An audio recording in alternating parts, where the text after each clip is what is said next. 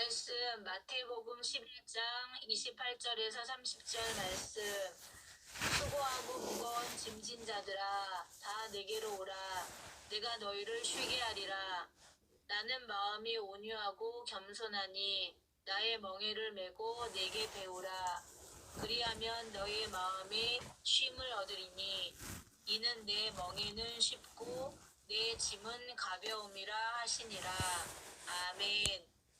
아멘. 감사합니다. 아멘. 네, 오늘 선포된 본문 말씀에 의해서 성령의 열매 시리즈 8번째 시간으로 온유라는 제목으로 이안드레 목사님께서 말씀을 선포해 주시겠습니다. 네, 목사님 부탁드립니다.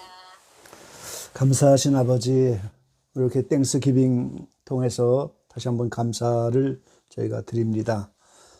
지금까지 살아온 것 주의 은혜로 살아왔고 매 순간 은혜가 아니면 살 수 없는 저희들입니다.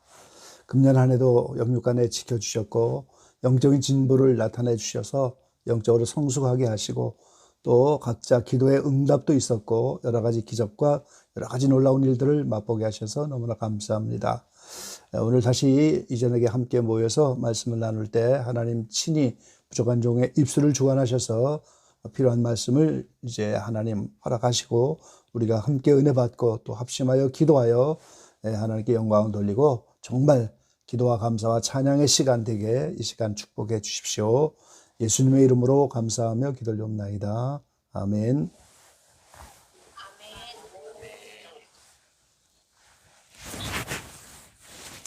샬롬, 반갑습니다.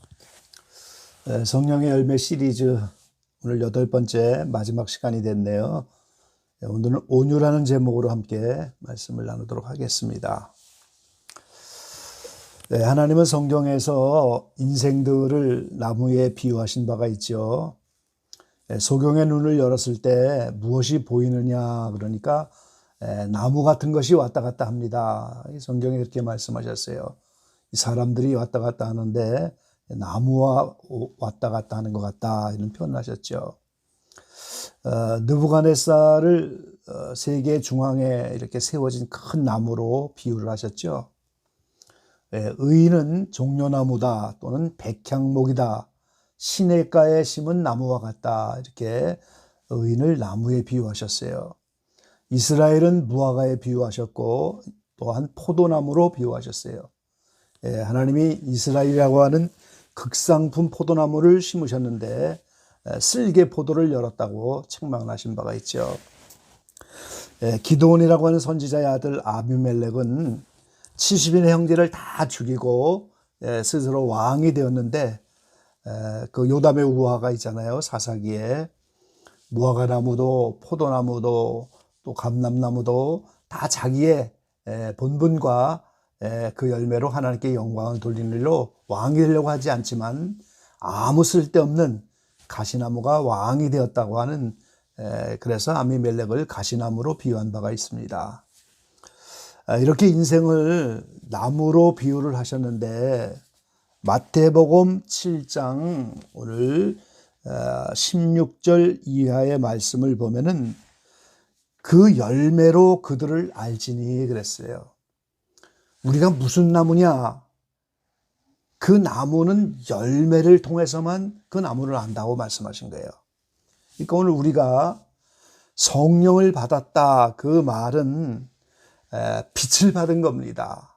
예수님이 빛인데 성령님이 곧 예수 그리스도의 영 하나님의 영이시니까 우리가 성령 받았다 그러면 빛이 내 마음에 들어온 거예요. 어두움 가운데 있는 인생 가운데 빛이 들어온 것이고 그게 말씀인 진리가 들어온 것이고 그게 사랑이 들어오신 거고 그래서 우리가 나무인데 성령이 들어왔다면 성령의 열매를 맺어야 우리가 어떤 나무인지를 증거해낼 수 있는 거예요. 빛이 왔으니까 빛의 열매를 드러내야 되고 진리와 말씀이 들어왔으니까 오늘 말씀의 열매를 드러내야 우리가 어떤 나무인 것인가. 마태복음 7장에 있는 말씀대로 한다면 좋은 나무는 아름다운 열매를 맺고 못된 나무는 나쁜 열매를 맺나니 좋은 나무가 나쁜 열매를 맺을 수 없고 못된 나무가 아름다운 열매를 맺을 수가 없나니 그래서 아름다운 열매를 맺지 아니하는 나무는 찍혀 불에 던지우니라. 이 지옥 간다는 거죠. 이러므로 그의 열매로 그들을 알지니라 그랬습니다. 그러니까 오늘 우리가 각자 마음속에 성령 받은 것이 눈에 보이지 않고 빛이 들어오는 것이 눈에 보이지 않고 우리 각자 속에 있는 말씀 진리가 눈에 보이지 않지만 그 사람이 나타나는 열매, 행위 그걸 가지고 그 사람이 어느 정도의 나무인가, 그 사람이 이렇게 어느 정도의 믿음 생활을 하고 있는가 이게 다 드러나는 거예요. 그래서 우리가 열매 맺기를 힘써야 하고 또 마가복음 4장에는 하나님의 나라는 어떤 사람이 씨를 뿌려서 싹이 나고 이삭이 나고 열매를 맺나니 익으면 낫을 되어 추수한다 그랬어요. 그러니까 오늘 우리의 신앙생활이 어린아이처럼 이 세상에서 태어나면 그 아이가 자라서 청년이 되고 아비가 되고 점점점 자라야 되는 것처럼 하나님이 정하신 완전의 사람인 그 경지까지 점점점 자라나야 되는 거예요. 그래서 처음 싹이 나고 이삭이 나고 열매가 되면 추수한다. 그게 장성한 분량으로 열매 맺기까지 신앙이 자랐다는 거예요, 지금. 그래서 우리는 각 사람의 신앙의 정도를 열매로만 알 수가 있는 거예요. 그래서 이번 CD를 통해서 성령의 열매를 쭉 우리가 말씀으로 나누는데 그 사람의 행위가 사랑이 드러나면 그 사람은 열매를 많이 맺는 거죠. 그 사람 속에 온유가 나타나면 열매를 맺고 오래 참으면 그 열매를 보아서 그 신앙 정도를 알 수 있고 그래서 우리가 열매 맺기를 힘써야 되고 각자의 나무됨을 증거하고 아름다운 열매로 이렇게 주님께 나가야 될 줄로 믿습니다. 자, 오늘 이제 마지막 온유인데 사전적인 의미로 보면 사람의 표정이나 성질이 온화하고 부드러움. 사전에 그렇게 되어 있어요. 온유라고 하는 말이 표정이나 성질이 온화하고 부드러움. 근데 성경은 단순하게 온화하고 부드러움을 온유라고 말하지 않는 거죠.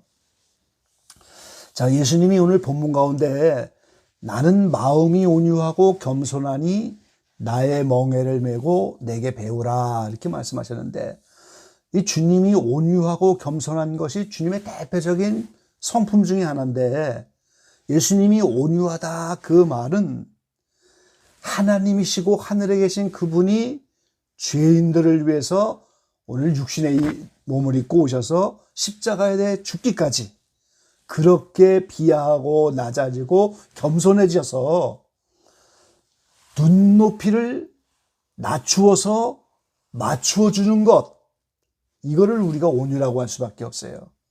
그래서 온유는 겸손과 함께 동전의 양면성을 가진 거예요. 눈높이를 낮추어서 죄인들이면 죄인의 눈높이에 맞춰서 그 죄인들이 예수님께 올 수 있도록 그렇게 눈높이를 낮춰주는데 거기에 겸손이 함께 따라갈 수밖에 없는 거죠. 하나님이 영으로 하늘에만 계시면 그 앞에 나갈 사람이 누가 있겠어요? 그래서 오늘 신학적으로 그분이 육신을 입고 이 땅에 오신 것을 비하라고 하잖아요. 낮추셨다는 거예요, 지금.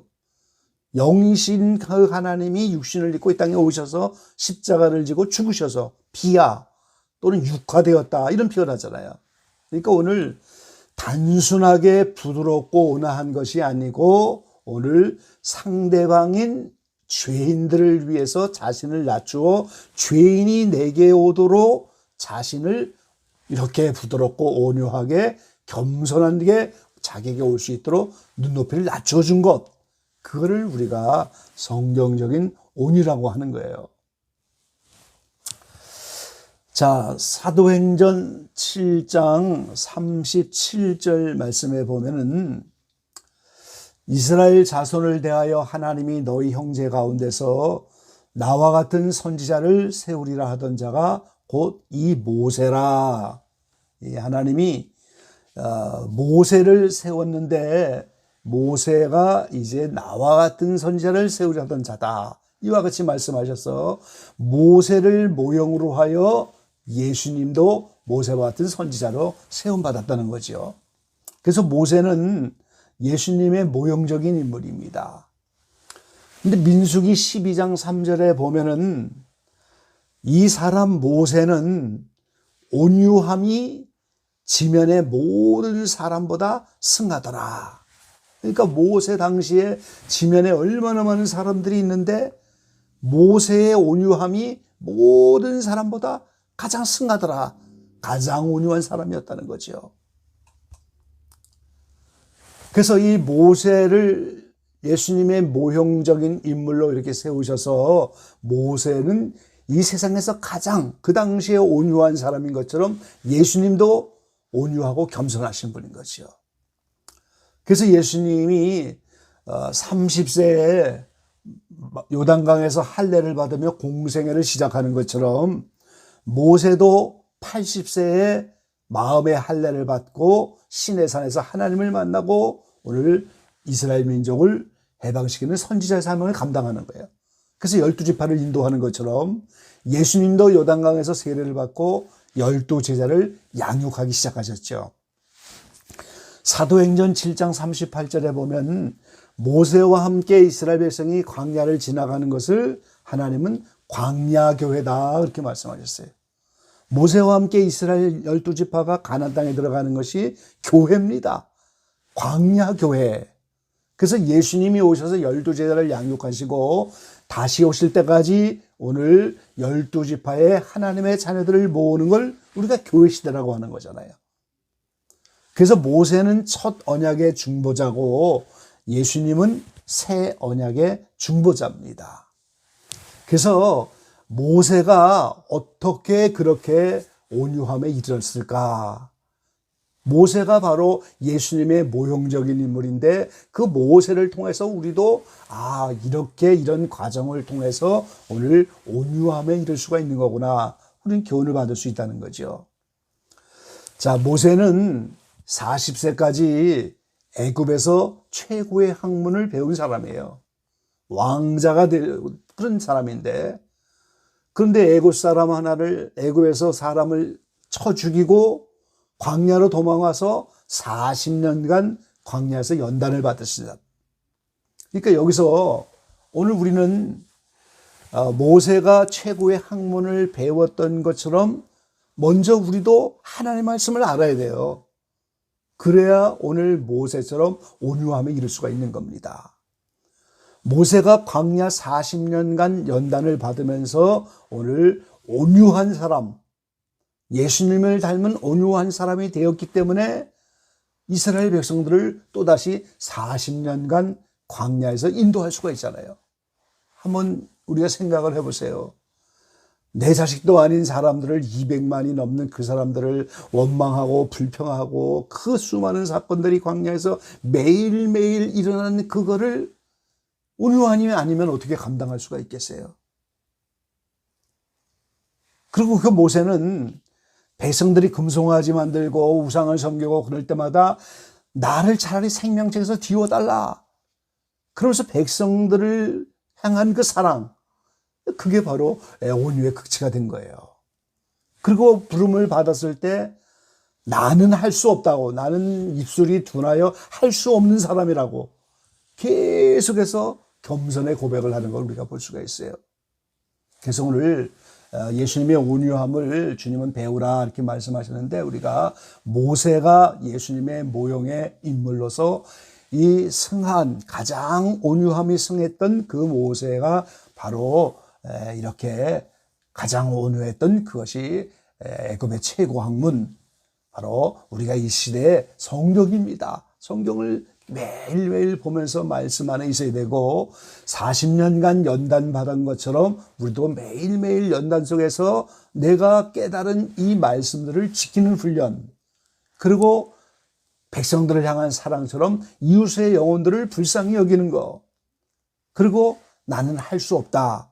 오직 주님만이 할 수 있다는 겸손의 고백 이런 것들이 모세가 가장 온유한 사람의 이르는 과정인데 오늘 이렇게 예수님의 모형적인 인물인 모세의 모습을 통해서 우리가 예수님의 온유함을 배워가야 될 줄로 믿습니다. 마태복음 10장 9절에 보면은 예수께서 마태의 집에서 앉아 음식을 잡수실 때에 많은 세리와 죄인들이 와서 예수와 그 제자들과 함께 앉았더니 그랬습니다. 이 많은 서기관과 바리새인들이 와서 왜 세리와 함께 식사를 하느냐, 왜 죄인들과 함께 하느냐 계속해서 공격하는 그런 모습인데 오히려 예수님은 그 세리들이 내게 오도록, 죄인들이 내게 오도록, 장녀들이 내게 오도록 수많은 사람들이 예수님으로 와서 오늘 구원받을 수 있도록 자신을 계속 낮춰서 그들을 위해서 이렇게 자신을 낮게 해주는 그것이 오늘 예수님의 온유인 겁니다. 그래서 마태복음 10장 13절에 보면 내가 의인을 부르러 온 것이 아니요 죄인을 부르러 왔노라 하시니라 그랬어요. 그래서 죄인을 부르러 온 그 예수님은 죄인과 함께 할 수밖에 없고 그 죄인들이 나올 수 있도록 자신을 끝없이 낮추면서 그들의 눈높이에 계속해서 자신을 맞춰가는 모습을 우리가 볼 수가 있는 거죠. 가끔 운전교육을 하다가 부부지간에 싸움이 나서 이혼하고 이런 사례를 가끔 듣기도 하는데 그 남편은 운전을 잘하는데 부인은 기계치가 돼서 운전을 못하고 방향감각이 없으니까 잘 못하면 그 사람 부인의 눈높이에 낮춰서 그걸 가르쳐주고 거기에 혈기 부리고 야단치지 않고 사랑으로 이렇게 할 때 그게 온유가 되는 거예요. 눈높이를 낮춰줘야 되는 거예요. 이것도 못하냐고. 그러면 싸움이 나고 이혼하게 되고 이렇게 되잖아요 지금.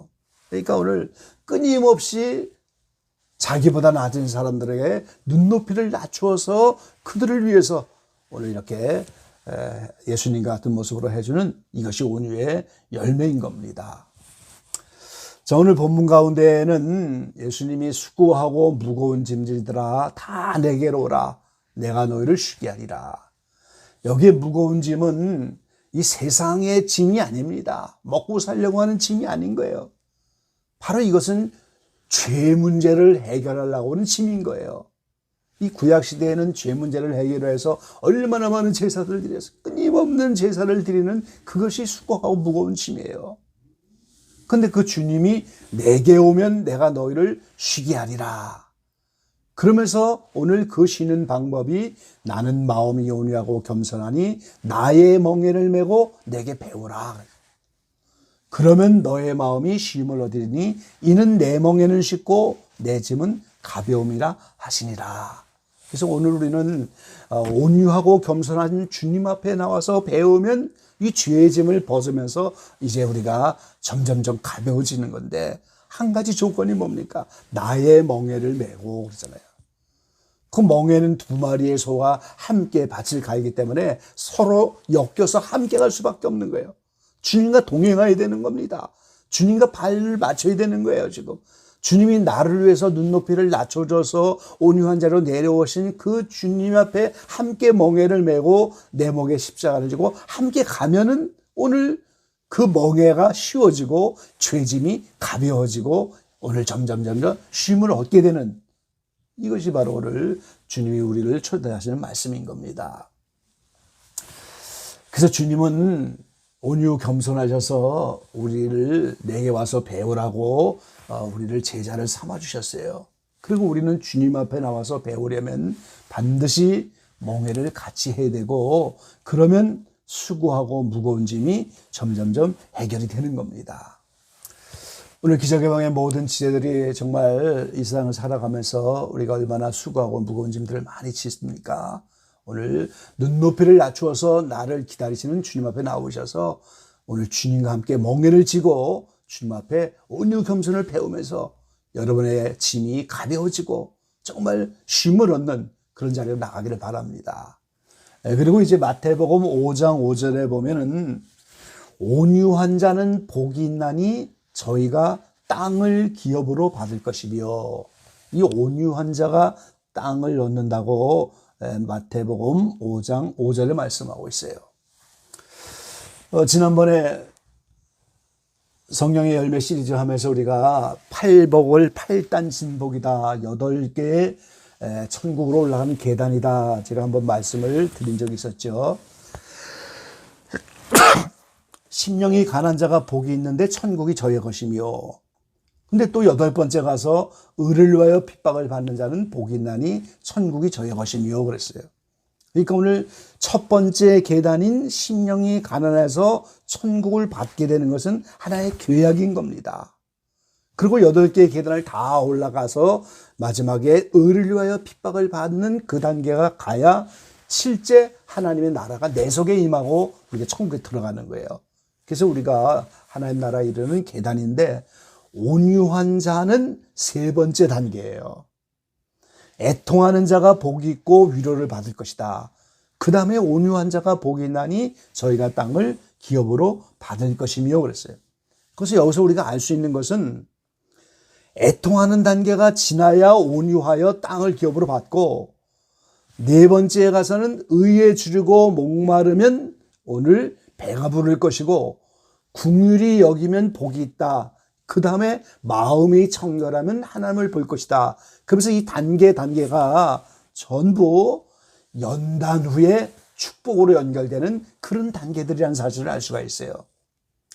요한 3서 1장 2절에 말씀하시죠. 사랑하는 자여 내 영혼이 잘된 같이 내가 범사에 잘되고 강건하기를 내가 간구하노라.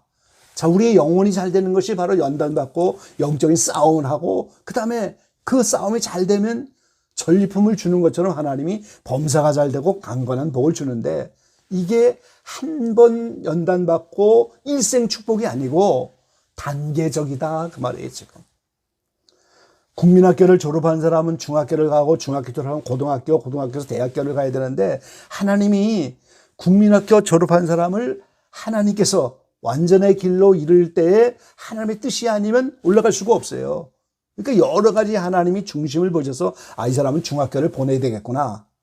그러면 하나님이 다시 한번 연단한 다음에 축복을 하시고, 고등학교 보내야 되겠구나. 하나님 중심에 맞으면 또 연단해서 한 계단 올려서 고등학교를 보내시고, 그 다음에 대학교를 보내시고, 장성한 데까지 계속해서 연단받고 축복받고 연단받고 축복받으면서, 이게 하나님의 나라에 올라가기까지 오늘 6번을 반복하는 거예요.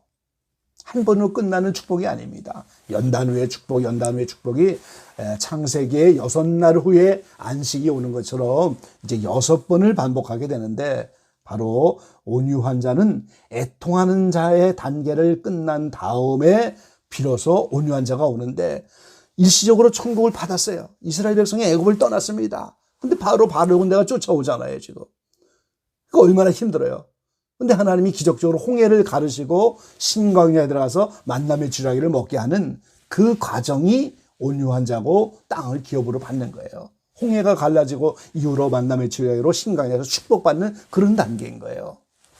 그래서 오늘 예수님을 본받아서 온유 겸손한 자리로 나가시면서 또 이 땅에서 땅을 기업으로 받기도 하고, 그러면서 우리의 무거운 짐들이 주님 앞에 나와서 배우는 가운데 모세처럼 이렇게 이 땅에서 정말 온유함이 승한, 그래서 기저방의 모든 지체들은 누구든지 만나면 저분은 정말 온유한 분이네, 정말 저분은 자기의 눈높이를 낮춰서 누구에든지 이렇게 부드럽고 사랑으로 이렇게 하는 분이네, 오늘 그런 인정받을 수 있는 기적의 방의 모든 지체들이 다 되시기를 주의 이름으로 간절히 기원합니다. 아멘.